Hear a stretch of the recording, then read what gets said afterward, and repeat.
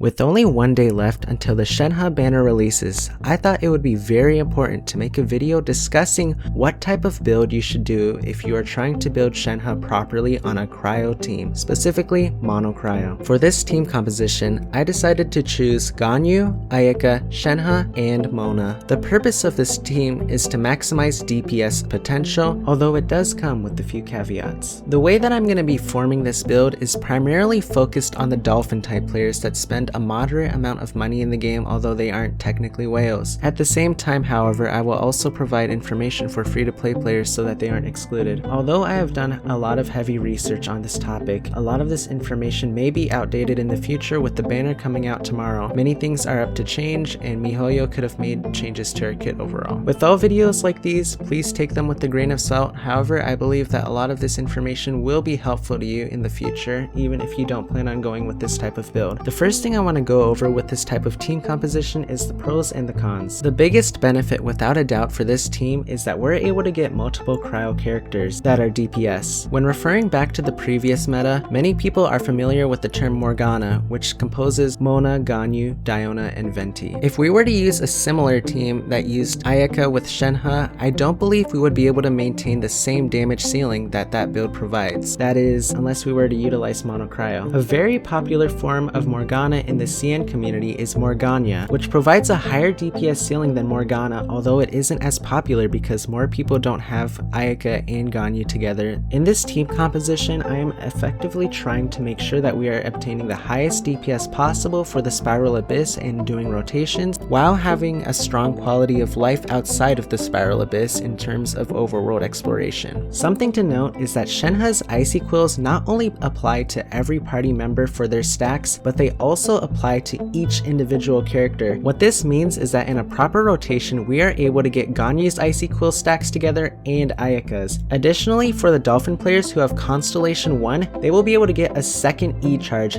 which allows for you to do inside of your rotation a second charge in order to proc Icy Quills again. Unfortunately, however, we do not know if this Constellation 1 will allow you to stack it both at the same time or if you are only able to do one at a time. Regardless, for all players out there, C1 and C2 are very important and very effective constellations for improving your Shenhe gameplay. Some cons of this build, however, are the extremely high energy requirements that you're going to need in order to fulfill it. However, I believe that with some energy recharge and substats, we will be able to achieve nearly full uptime potential. A counter argument that I would like to provide is that a lot of people complain about Shenhe's severe weakness in scaling. However, something to keep in mind is that she is able to obtain all of her Icy Quill buffs for herself and is providing a lot of utility in terms of buffing and debuffing party members in the enemy. There are a bunch of other stacks, but I'm not going to mention them for now. One last weakness of this team composition is the lack of a healer and the lack of a Viridescent Venerer user. And these are genuinely what stopped me from originally running Monocryo and why I thought this team composition would fail completely. However, with some unique weapon choices, we are actually able to cover these parts pretty effectively. Although we aren't able to run Viridescent Venerer, we are able to group enemies together with the Viridescent Hunt. This is a battle pass weapon that is very underutilized because of the presence of Venti. However, since we are using Monocryo, which we believe would lead to a higher DPS ceiling overall, we will forego Viridescent Venerer and we are gonna instead use this alternative method of grouping enemies together. A free-to-play option of this weapon would be the Prototype Crescent, which actually has a higher DPS ceiling, but it doesn't give the flexibility of being able to group enemies together more efficiently. Additionally, if you are trying to get the highest DPS potential for Mona, you would be wanting to use Thrilling Tales of Dragon Slayers, which provides a 48% attack buff. Another weapon that I would recommend though, in case you wanted to actually make sure that your survivability was in check, is the Prototype Amber, which doesn't have the highest DPS ceiling but will allow you to heal and have fire flexibility overall. Additionally, it will help you generate energy for Mona, which is very important without an Anemo unit. If you are able to obtain Ganyu Constellation 1, not only would you be reducing the cryo resistance of enemies, but you would also be able to generate more energy for Ganyu, which is dramatically important in this type of team composition. Overall, whenever I thought about utilizing Shenhe, I would always think about the significant amount of buffs that she would provide, in addition to being a decent sub DPS since she is able to obtain Quills herself. The reason why I believe this build is superior is because people are calling Shenhe weak because because she is a 5-star cryo support, and in the current meta of teams that everyone is talking about, Ayaka and Shenhe without Ganyu or other Shenhe variants would not be able to surpass the damage provided by Morgana, which is why a lot of people are calling her a weak unit. However, this team provides the chance to actually have a higher DPS if everything is going right through calculations. The loss of a Viridescent Venerer character in Venti,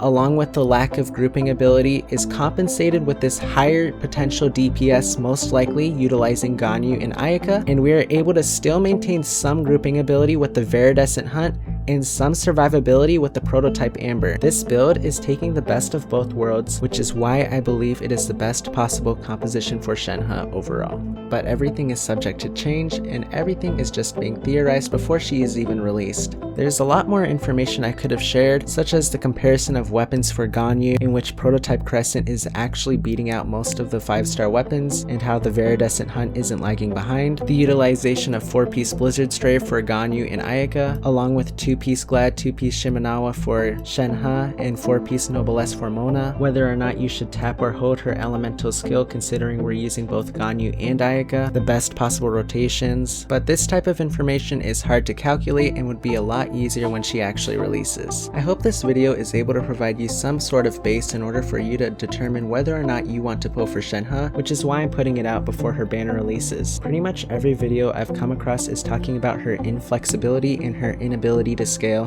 which is why I felt compelled to make sure that there is a reason why people vote for her, and I believe this team composition shows that she's able to reach the best of both worlds.